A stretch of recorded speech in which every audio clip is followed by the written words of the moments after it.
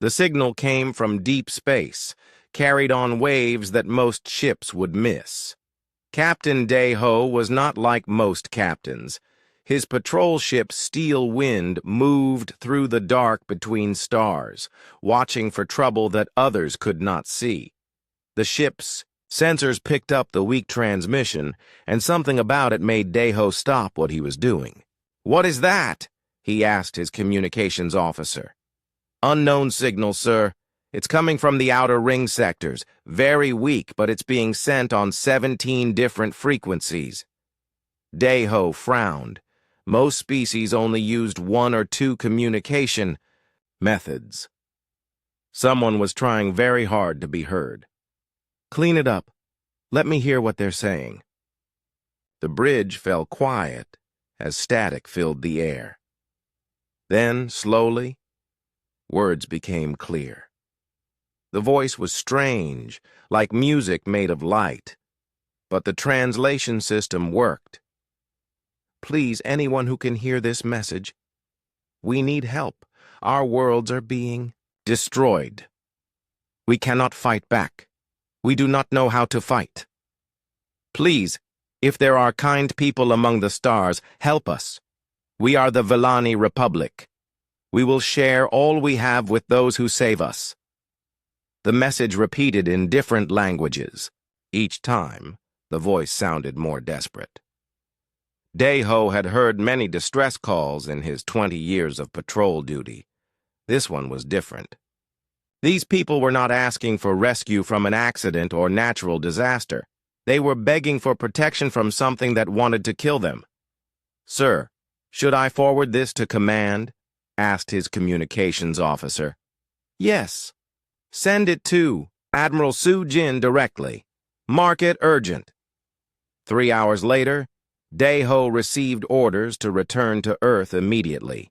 The message had reached the highest levels of Earth Defense Force Command. Admiral Su-Jin wanted to hear everything Day-Ho knew about the signal.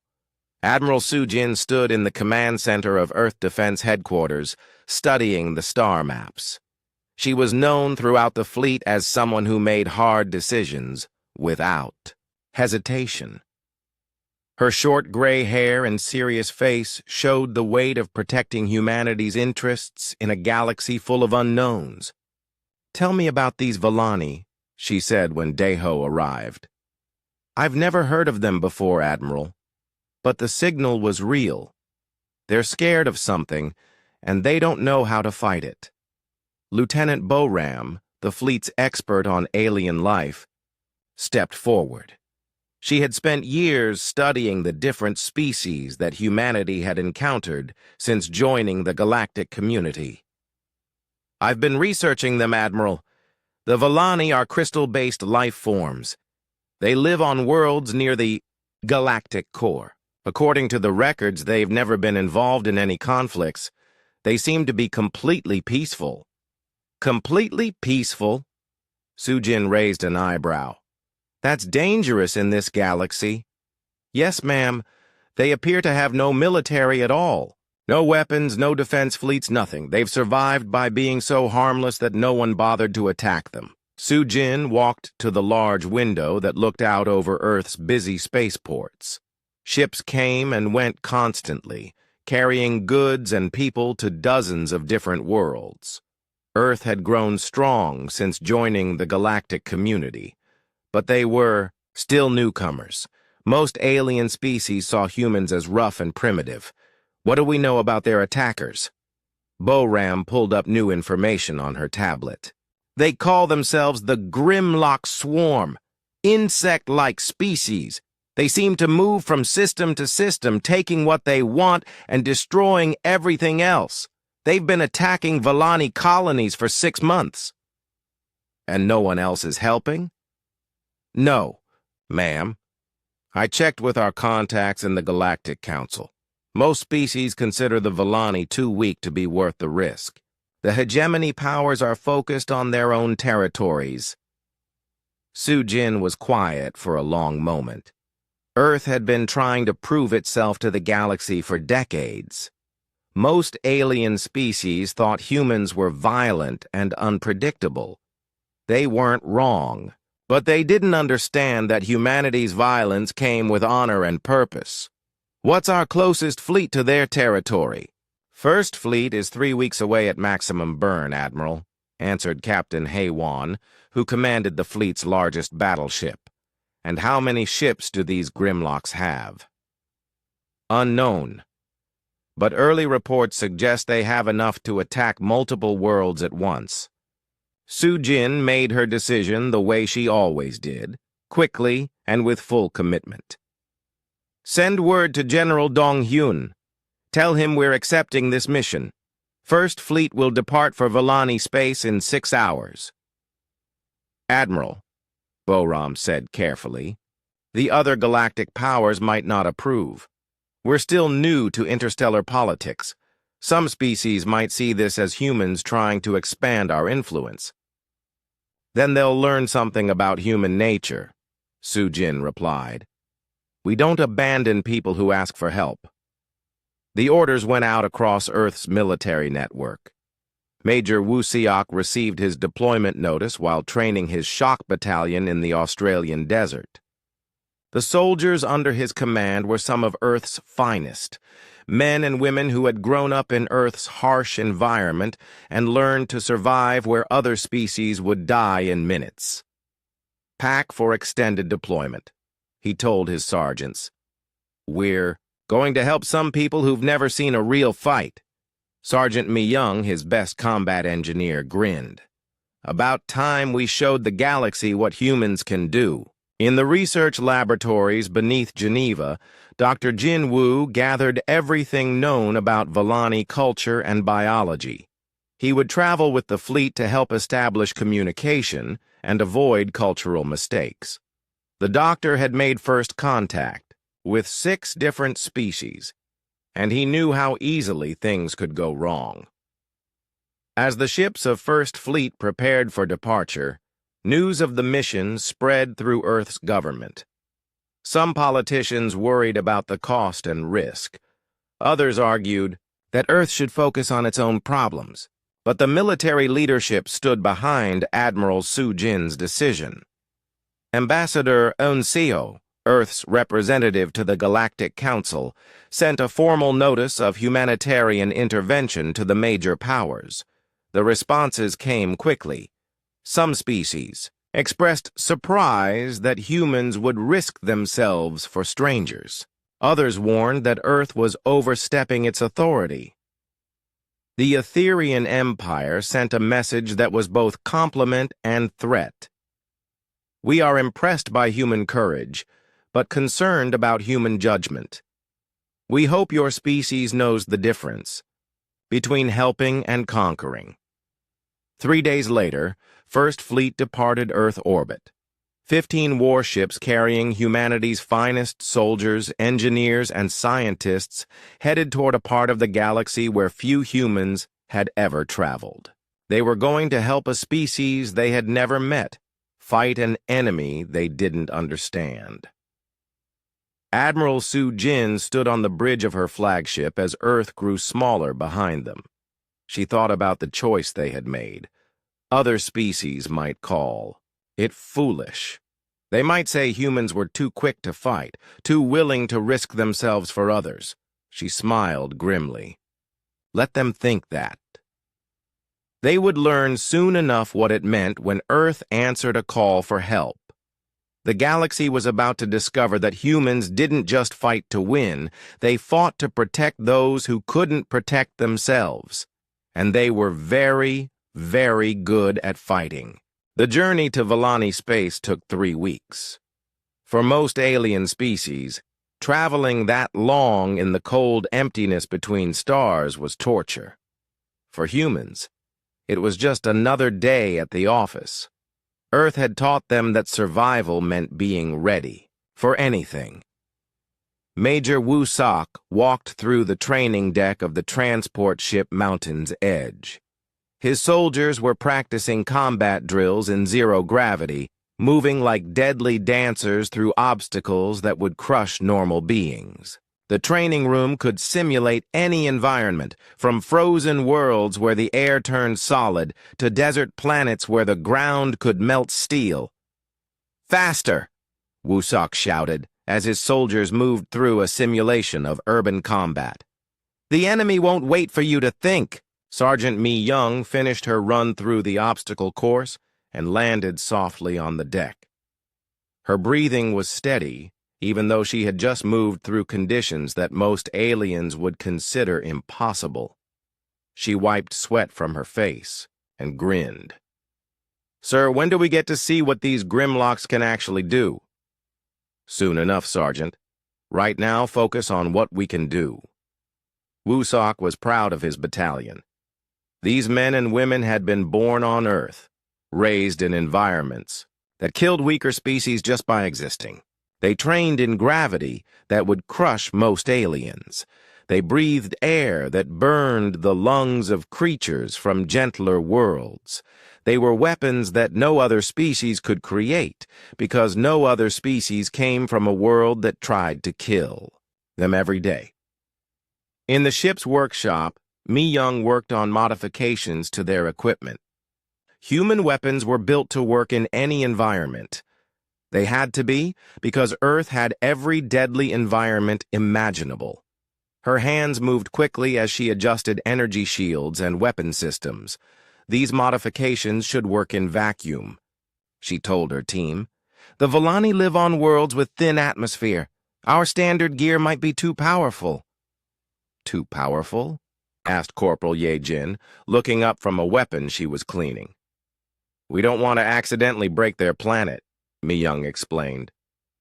"Human weapons are built to work on Earth. Earth is much harder to break than most worlds." Dr. Jin Woo spent his time studying everything the fleet's computers contained about Volani culture. What he found amazed and worried him. The Volani had never experienced war. They had no concept of violence. Their language didn't even have words for the things humans considered basic military terms. "They've never had to fight for anything," he told Admiral Su Jin during a briefing. "Their worlds are peaceful. Their climate is gentle. They've never faced scarcity or competition. They solve problems by talking and sharing." "That explains why they can't fight these Grimlocks," Su Jin replied. "What else?" "They're crystalline life forms, silicon-based, not carbon like us. They communicate through light patterns and harmonic vibrations. They might find us intimidating." "How intimidating?" Jin Woo hesitated. "Admiral, we're from a death world. Everything about us is designed for survival in hostile conditions. Our bodies, our movements, even the way we think, it all screams predator to species from gentler worlds. The Volani might be terrified of us." Sujin nodded. She had expected this. Humans had faced the same problem with other peaceful species. "We'll deal with that when we meet them. Right now, focus on helping them survive." Commander Haewon monitored the fleet's progress from the bridge of the battleship Indomitable. The ship was humanity's pride, built from metals forged in Earth's volcanic depths, powered by reactors that used the same principles as Earth's deadly sun. It was a machine of war, created by a species that understood war too well. "Admiral, we're receiving long-range communications from Volani space," reported the communications officer. "Put it through." The voice that came through the speakers was weak and full of static. It was the same musical tone they had heard in the original distress call, but now it sounded broken. "Please, if anyone is coming to help us, hurry. 3 more colonies have fallen. The destroyers take everything. They consume our cities. Our people cannot escape. We have nowhere to run." The bridge fell silent. Even hardened soldiers felt the pain in that voice. Su Jin's face showed no emotion, but her hands clenched into fists. "How long until we reach their space?" she asked. 4 days at current speed, Admiral. Increase speed. Push the engines to maximum. Admiral, that might damage. The ships. The ships can be repaired. Those people can't. Meanwhile, intelligence reports continued to arrive about the Grimlock swarm. Lieutenant Kyung-ho analyzed every piece of information they could gather. The Grimlocks were insects, large, aggressive, and completely without mercy. They moved, in swarms, overwhelming their targets with numbers and brutality. They're not just raiders, Kyung-ho reported to the command staff. They're exterminators. They don't take prisoners. They don't negotiate. They consume everything useful and destroy everything else. What about their technology? Asked Major Woo-seok. Biological. Their ships are grown, not built. Their weapons are living creatures. They're tough, but they're not sophisticated. They've never faced organized resistance. Why not? Because most species either run away or get wiped out before they can organize a defense. The Grimlocks have been successful because they pick on targets that can't fight back. Colonel Tae-jun, the fleet's tactical officer, studied the data with professional interest. They use swarm tactics, overwhelming force, no finesse. They probably don't know how to deal with disciplined resistance. Good, said Soo-jin. Let's teach them. As the fleet approached Volani space, the crew prepared for what they might find. Captain So-young briefed her strike teams on planetary, assault procedures. These soldiers were trained to fight in any environment, underwater, in vacuum, in poisonous atmospheres, under crushing gravity. They were ready for anything the Grimlocks could offer.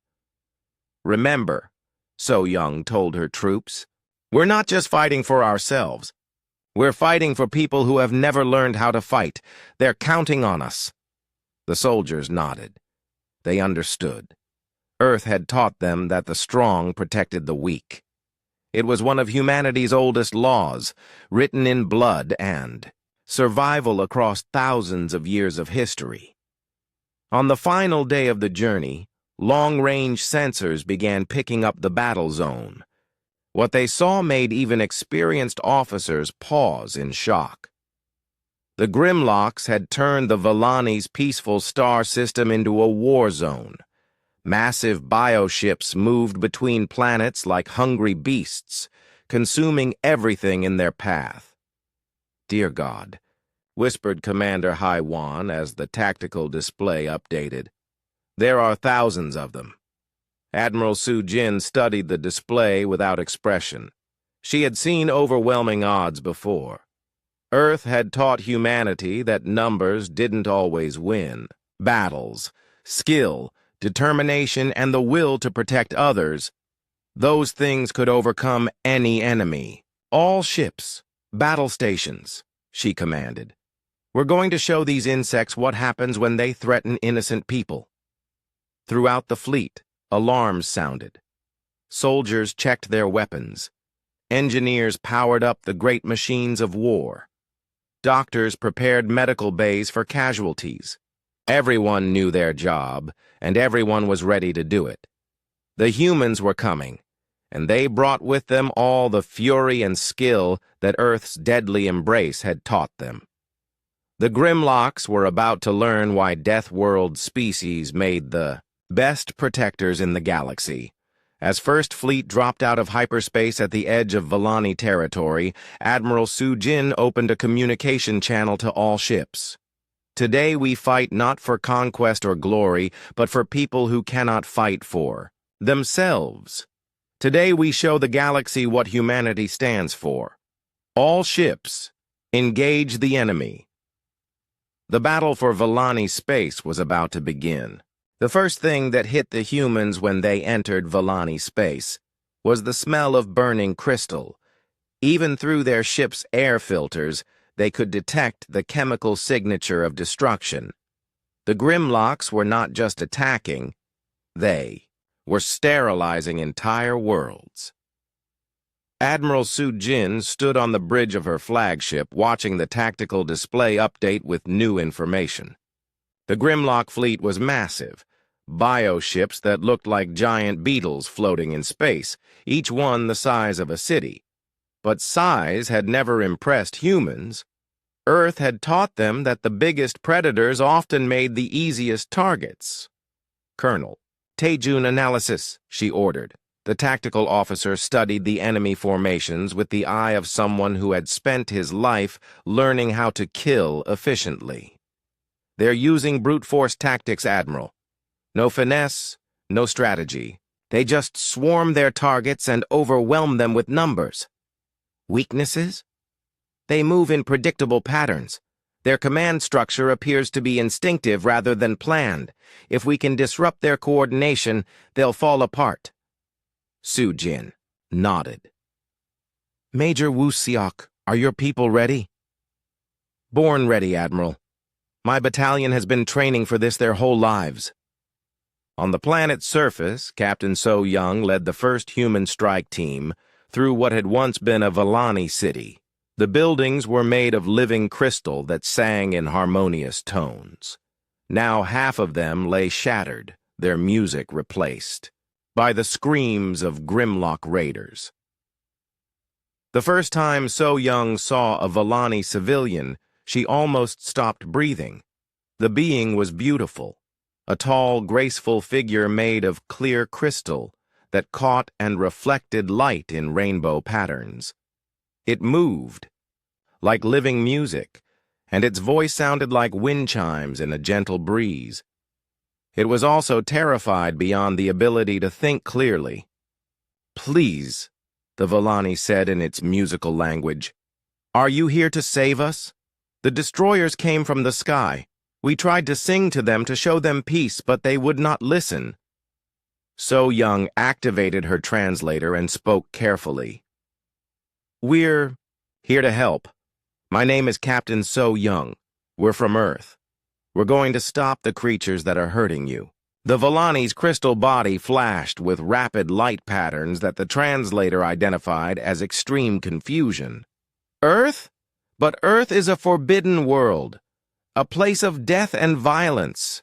Why would Deathbringers come to save Life-Singers?" "Because that's what Deathbringers do," So-young said softly. "We protect those who sing." Before the Vellani could respond, the ground shook. Grimlock warriors were approaching, massive insect creatures with armor like black metal and claws that could tear through steel. Each one stood 3 meters tall and moved with the deadly efficiency of a perfect predator. So-young's team reacted without thinking. Earth had trained them well. They moved with fluid precision, taking cover and establishing fields of fire in seconds. The Grimlocks charged at them with no tactics beyond overwhelming violence. It was exactly the wrong approach to use against humans. The first Grimlock to reach their position died before it understood what had killed it. So-young's rifle fired rounds designed to work in any environment Earth could produce. The projectile hit the creature's armored head and kept going, taking most of the skull with it. "Contact front," shouted Corporal Ye-jin as more Grimlocks appeared. Her weapon spoke in the rapid, controlled bursts that marked a soldier who had learned to shoot on a world where missing meant death. The battle was brief and one-sided. The Grimlocks had never faced enemies who could match their speed and exceed their violence. Human weapons, forged in the crucible of Earth's deadly environment, cut through Grimlock armor like paper. Human tactics, refined through centuries of survival against impossible odds, turned the insect's charge into a slaughter. When the last Grimlock fell, So-young turned back to the Vellani civilian. The crystal being was staring at the human soldiers, with an expression that needed no translation. "You killed them," the Vellani whispered. "You killed them so easily." "Yes," So-young replied. "That's what we do to things that hurt innocent people." In space, the naval battle was proceeding with similar efficiency. Commander Hei-Wan directed her battleship's weapons with the precision of an artist and the ruthlessness of a survivor. The Indomitable's main guns fired projectiles that could punch through the hull of any ship in the galaxy. Against the Grimlock. Bioships, they were devastating. Target their command clusters, she ordered her weapons officer. Take out their coordination and they'll stop fighting as a unit. The weapons officer, Lieutenant Kyung Ho, had studied every piece of intelligence they had on Grimlock tactics. He knew exactly where to hit them. His fingers danced across the targeting controls with practiced skill. Firing solution locked. All batteries, fire. The space around the Grimlock fleet lit up with the fury of human weapons. Energy beams that could cut through asteroids sliced into bioships. Kinetic projectiles traveling at significant fractions of light speed tore through armor that had never been tested against Deathworld engineering. The Grimlocks tried to respond, but their weapons were designed for terrorizing helpless civilians, not fighting a disciplined military force. Their biocannons fired streams of acid that could melt most materials, but human shields were built to withstand the corrosive atmosphere of Venus. Their ramming attacks met human armor forged in the magnetic fields of Jupiter. "Admiral," reported the communications officer, "we're receiving transmissions from the Grimlock command ship. They're trying to communicate." "Put it through," Su Jin ordered. The voice that came through the speakers was like the sound of breaking glass mixed with the buzz of angry insects. The translator struggled with the alien language. "You fight wrong. Prey does not fight. Prey runs or dies. What are you?" Su Jin smiled coldly. "We're humans. We're from Earth, and we're here to teach you that some prey bites back." The response was a sound that might have been laughter if insects could laugh. "Earth spawn. Deathworld creatures. We have heard stories. We thought them lies. They weren't lies. We will consume you like all the others. You're welcome to try." The Grimlock Queen Mother, massive even by their standards, began moving toward the human fleet. Her bioship was the size of a small moon, covered in weapons that had destroyed 100 worlds. She had never faced defeat because she had never faced anyone willing to stand and fight. But humans were very good at standing and fighting. Earth had taught them that running was often just a slower way to die. Major Wu Xiok's shock battalion hit the Queen Mother's ship like a hurricane of controlled violence. They moved through the bioship's organic corridors with the fluid grace of apex predators, clearing chamber after chamber of Grimlock defenders. "These things are tough," Sergeant Mi Young reported as her squad destroyed another group of warrior drones. "But they're not smart. They just charge straight at us." "That's because they've never had to learn tactics," Wu Xiok replied, checking his tactical display. "They've always been the biggest, meanest things in any fight, until now." The deeper they moved into the ship, the stranger it became. The walls were alive, pulsing with alien blood. The air was thick with chemical signals that would have driven most species insane. For humans, it was just another hostile environment to overcome. They found the Queen Mother in the ship's central chamber, a creature so large she had to be seen to be believed. She was beautiful in the way that earthquakes and volcanoes were beautiful, terrible and magnificent and completely deadly. "So," she said in her broken translation, "the death world sends its children to challenge me. Do you know what I have? Destroyed? How many worlds have fed my swarm?" Wu Xiok checked his weapon and smiled grimly. "I don't care what you've destroyed. I care about what you're going to stop destroying." The Queen Mother laughed, a sound like breaking metal. Bold words from such small prey. "We're not prey," Wusiak said quietly. "We're predators, and you're in our territory now." The final battle was about to begin. Around them, the bioship shuddered as human weapons tore it apart piece by piece. Above them, the human fleet was systematically destroying the Grimlock swarm. The galaxy was about to learn a lesson it would never forget. When humans said they would protect someone, they meant it. And when humans went to war, they didn't fight to win. They fought to make sure the war never happened again. News of humanity's victory over the Grimlock swarm spread through the galaxy faster than light itself. Within hours of the Queen Mother's death, every major government was demanding explanations. The humans had done something that no one thought possible. They had stopped the Grimlocks completely. General Dong Hyun sat in his office on Earth, watching reports flood in from across known space. His communication system hadn't stopped ringing since Admiral Su Jin's fleet had eliminated the last Grimlock bioship. Every alien ambassador wanted answers. "Sir," his aide reported, "we have 17 different governments requesting immediate meetings. The Etherian Empire is calling for an emergency session of the Galactic Council. The Trade Federation is threatening economic sanctions." Dong Hyun rubbed his tired eyes. He had spent 40 years building Earth's military into something that could protect humanity's interests. He had never expected those interests to include saving alien species from extinction. What about the Vallani? They've declared Earth their eternal protector. They're offering to share all their technology and resources with us. They also want to send representatives to learn what they call the warrior's path. That made Dong Hyun smile. The Vallani were learning fast.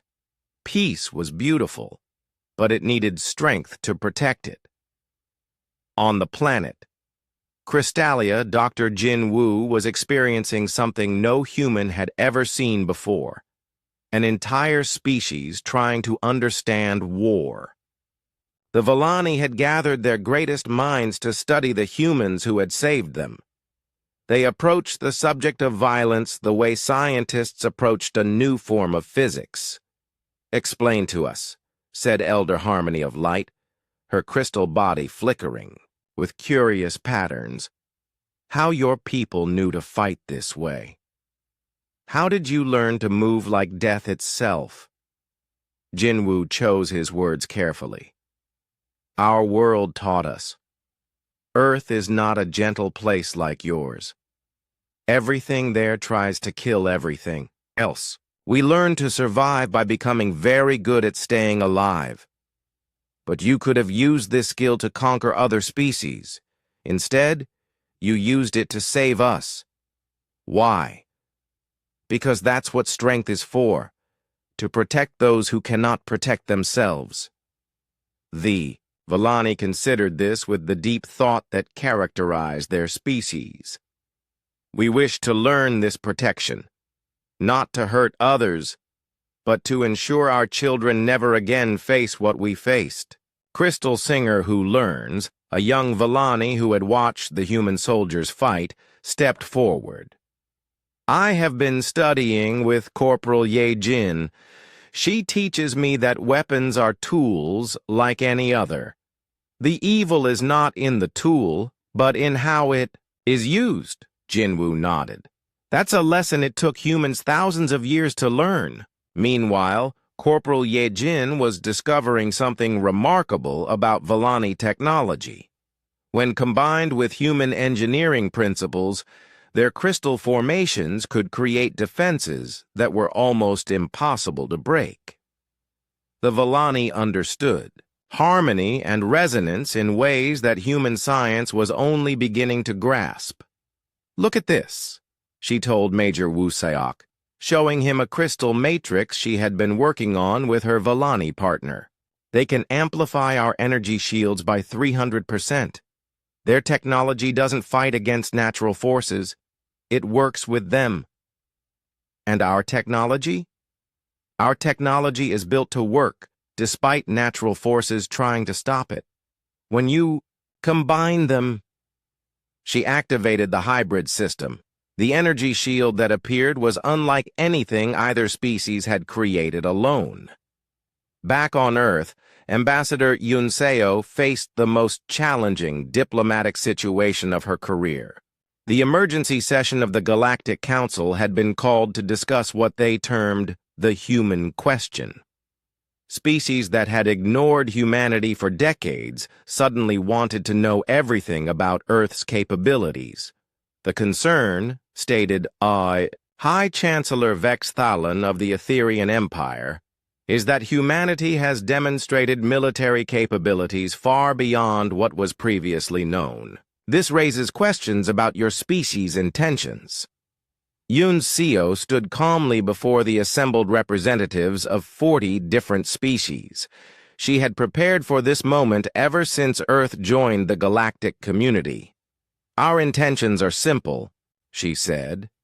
We answered a call for help from people who were being slaughtered.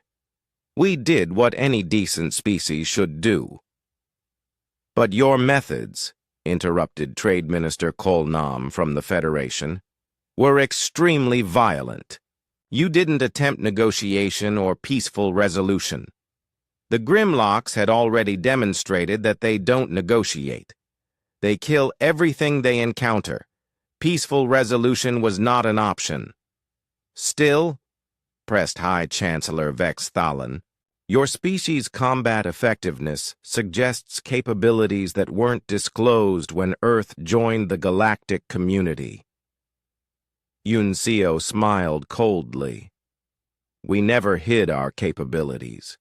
You simply assumed that because we were new to space travel, we were weak. You were wrong. The debate continued for hours. Some species wanted to restrict human military activity. Others wanted to form alliances with Earth. A few suggested that humans should be given responsibility for galactic security. During a break in the proceedings, Ambassador Keth Wool of the peaceful Meadowland Confederation approached Yunseo privately.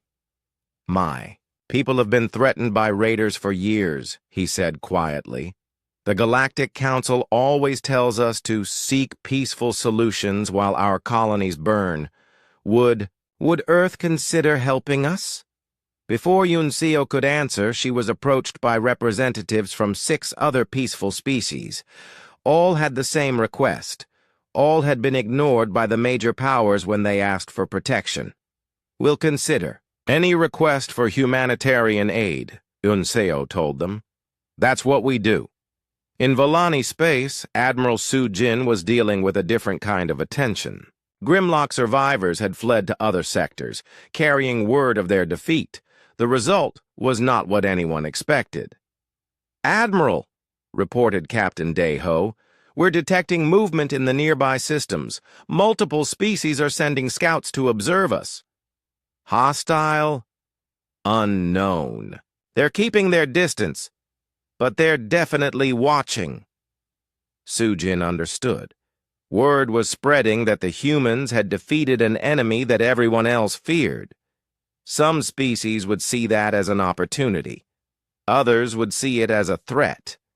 Maintain. Alert status. If anyone wants to talk, we'll talk. If anyone wants to fight, we'll accommodate them. Lieutenant Boram had been monitoring alien communications networks, and what she found was fascinating. The defeat of the Grimlocks had changed how the galaxy saw humanity overnight. Admiral, I'm picking up chatter from dozens of species. Some are calling us the Protectors. Others are using terms that translate roughly to necessary evil or dangerous allies. And the ones who might be threats? The Hegemon Coalition is mobilizing their reserve fleets. They're claiming it's for routine exercises. But the timing suggests they're preparing for possible conflict with us. Su Jin wasn't surprised. The galaxy's major powers had built their influence on military superiority. Humanity had just demonstrated that they weren't the strongest species anymore. What about our new friends? The Volani have sent messages to 17 different peaceful species, telling them about what we did. They're organizing what they call the Council of the Protected, species that want human protection. On the research ship Discovery, Dr. Jinwoo compiled his reports on Volani culture and biology. What he found would change human understanding of galactic civilization forever. The peaceful species aren't just peaceful by choice, he explained to Admiral Su Jin during a video conference. Many of them evolved on worlds so gentle that they never developed competitive instincts. They literally cannot conceive of intentional harm. It's not in their biology. That explains why they can't defend themselves. Exactly. But it also means they have abilities we lack. The Volani can manipulate matter at the quantum level through harmonic resonance. The meadowland species can accelerate plant growth by factors we thought impossible. These peaceful species have technologies we've never imagined, precisely because they never needed to weaponize anything. Su Jin began to understand the larger picture. So the galaxy is divided between species who can fight but can't innovate beyond weapons, and species who can create miracles but can't protect themselves. And then there's us. We can fight better than anyone, but we're also willing to protect others without conquering them. That makes us unique. As the implications of this discovery spread through Earth's leadership, a new vision began to emerge. Humanity wouldn't just be another military power competing for dominance. They could become something the galaxy had never seen before. Protectors, who asked for nothing but the safety of those they defended. But first, they had to convince the galaxy that humans could be trusted with that much power. And some species would need more convincing than others. In the depths of space, the Hegemon Coalition's battle fleets continued their exercises, moving slowly but steadily toward human-controlled space. Admiral Su Jin watched their progress on her tactical displays and prepared for the possibility that humanity's next test would come from supposed allies rather than obvious enemies. The galaxy was about to discover that humans fought for different reasons than everyone else. And that difference would change everything. The final confrontation came not with weapons, but with words. 6 months after the destruction of the Grimlock swarm, representatives from across the galaxy gathered on the neutral world of Concordia to decide humanity's place in galactic civilization. Admiral Su Jin stood before the Great Assembly, a massive chamber where 43 different species had sent their most important leaders. Behind her sat Ambassador Yun Seo and Dr. Jin Woo. In the gallery, Elder Harmony of Light represented the 17 species that now called themselves the Protected Alliance. High Chancellor Vex Thalen of the Etherian Empire spoke first, his voice carrying the authority of a species that had dominated the galaxy for 10,000 years. "The humans present us with a problem," he began. "They possess military capabilities that exceed any known species. They have demonstrated willingness to use these capabilities across interstellar distances. They claim benevolent motives, but history teaches us that power corrupts all who wield it." Su Jin listened patiently as speaker after speaker raised concerns about human strength. The Trade Federation worried about economic disruption. The Hegemon Coalition feared military challenges to their authority. A dozen smaller powers complained that humanity was upsetting the careful balance that had maintained galactic peace. When they finally gave her a chance to respond, Su Jin stood slowly. She had prepared for this moment during the long journey. "To Concordia, you speak of power corrupting," she said, her voice clear in the vast chamber. But you ignore something important. Earth taught us that power without responsibility is destruction. We learned that lesson through 10,000 years of war, suffering, and struggle. She activated a holographic display showing Earth from space. This is our world. Look at it carefully. Most of you would die within minutes of setting foot on its surface. The gravity would crush species adapted to gentler worlds. The atmosphere burns the lungs of beings from calmer climates. The weather patterns could destroy your strongest buildings. The display shifted to show human cities, bustling with activity, despite being built in environments that other species considered uninhabitable. We survived Earth by learning two things. First, that strength alone is not enough. You must be smart, adaptable, and willing to work with others. Second, that strength means nothing if you don't use it to protect those who cannot protect themselves. Trade. Minister Kol Nam interrupted. Pretty words, human, but actions speak louder. You destroyed the Grimlock swarm completely. No negotiations, no quarter given, no prisoners taken. How do we know you won't do the same to us if we displease you? Su Jin's expression hardened. Because you're not trying to commit genocide against innocent civilians. The Grimlocks were. There's a difference between an enemy and a threat. Enemies can become friends. Threats must be eliminated. Dr. Jin Woo stood up, requesting permission to speak. When it was granted, he approached the central podium. Honored representatives, I've spent the last 6 months studying the species humanity has protected. What I found should concern all of you, not just because of what humans can do, but because of what you've failed to do. He activated his own display, showing data from across the galaxy. The Villani sent out their distress call to everyone. 43 different governments received it, 42 of them ignored it. Only Earth answered. Murmurs rippled through the assembly. Jin Woo continued. The Meadowland Confederation has been raided 17 times in the past decade. They asked for help each time. They were told to seek peaceful solutions while their people died. The scholar archives of Wisdom Keep have been systematically robbed of their knowledge by pirates. They asked for protection. They were advised to consider relocation. His voice grew stronger. You've built a galaxy where the strong ignore the weak, where peaceful species are considered acceptable losses, where might makes right as long as it's your might. Then humans arrive and demonstrate that strength can serve justice instead of just profit, and you call us dangerous. Ambassador Yoon Seo requested the floor.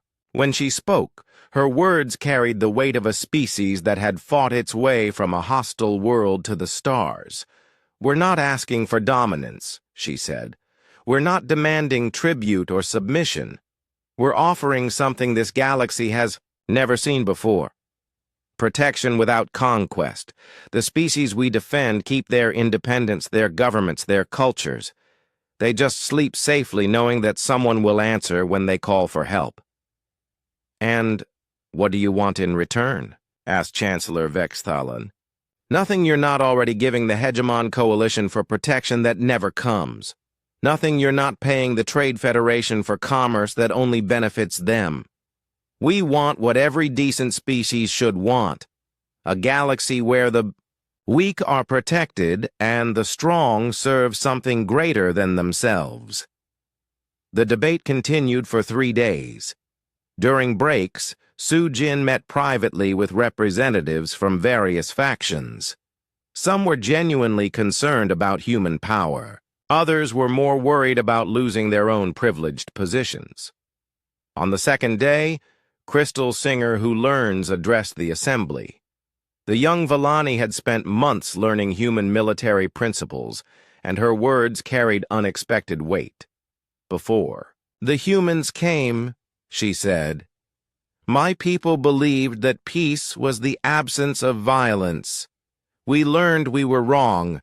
Peace is not the absence of violence, it is the presence of justice. Violence in service of justice is not evil. It is necessary. Her crystalline form flashed with complex light patterns as she continued. The humans taught us that there is honor in fighting for others. There is wisdom in preparing for war so that war becomes unnecessary. There is strength in saying no further to those who would hurt the innocent. Elder Harmony of Light stood to support her young colleague. The Protected Alliance votes to formally request human protection under the Galactic Accords. We offer, in exchange, our technologies, our resources, and our promise to help build a galaxy where strength serves wisdom. The vote, when it finally came, surprised everyone. The resolution to recognize Earth as a protector-class civilization passed by a wider margin than anyone had expected. Even some of the major powers voted in favor, recognizing that a stable galaxy served their interests better than the chaos that was spreading as more aggressive species emerged. But the real victory came 3 months later, when Admiral Su Jin received a message that made her smile for the first time in years. "Admiral," reported Captain Day-Ho, "we're receiving a transmission from the Hegemony Coalition. They're requesting human assistance with a pirate problem in their outer sectors." Pirates? Former Grimlock survivors who've allied with other raider. "Groups. The Coalition's forces can't handle them." Su Jin looked out at the stars from the bridge of her flagship. Earth's first fleet was now permanently stationed in Villani space, serving as the headquarters for humanity's new role as galactic protectors. Ships arrived daily with requests for help from species across the galaxy. Major Wusiok's shock battalions had become the stuff of legend. His soldiers trained alongside warriors from a dozen different species, teaching them how to fight and learning from their unique abilities. Sergeant Mi Young had established the Galactic Engineering Corps, combining human technology with alien innovations to create defenses that no single species could build alone. "Set course for Coalition space," Su Jin ordered. "Let's go show these pirates what happens when you threaten innocent people." Dr. Jin Wu established the Interspecies Cultural Exchange Program with headquarters on Crystallia. Young beings from peaceful species learned alongside human soldiers, not to become warriors, but to understand that sometimes violence was the only way to preserve peace. Ambassador Yun Seo became the first director of the Galactic Protection Council, overseeing requests for aid and ensuring that human power was used wisely. Her first official act was to establish the Deathworld Accords, a treaty that recognized the unique responsibilities of species from harsh worlds. On Earth, General Dong Hyun watched the reports from across the galaxy with satisfaction. Humanity had found its place among the stars, not as conquerors or merchants, but as the guardians they had always been meant to be. The galaxy was changing. Pirates thought twice before raiding peaceful worlds, knowing that humans might answer the call for help. Aggressive species reconsidered their expansion plans, understanding that Deathworld warriors would stand in their way. Peaceful species slept more soundly, knowing that someone would protect them. It wasn't perfect. There were still conflicts, still injustices, still species that preferred might over right. But for the first time in galactic history, the strong consistently protected the weak, and the weak were no longer alone. Years later, when historians studied the period they would call the Great Protection, they would mark it from the day humans first answered the Villani distress call. They would note that Earth brought more than just superior weapons to the galaxy. They brought the idea that strength without justice was meaningless, and that the greatest civilizations were judged not by what they conquered, but by what they protected. The galaxy had called for help, and Deathworlders had answered with their might. The universe was a safer place because of it. And in the depths of space, new signals continued to arrive at human monitoring stations. Distress calls from species under threat,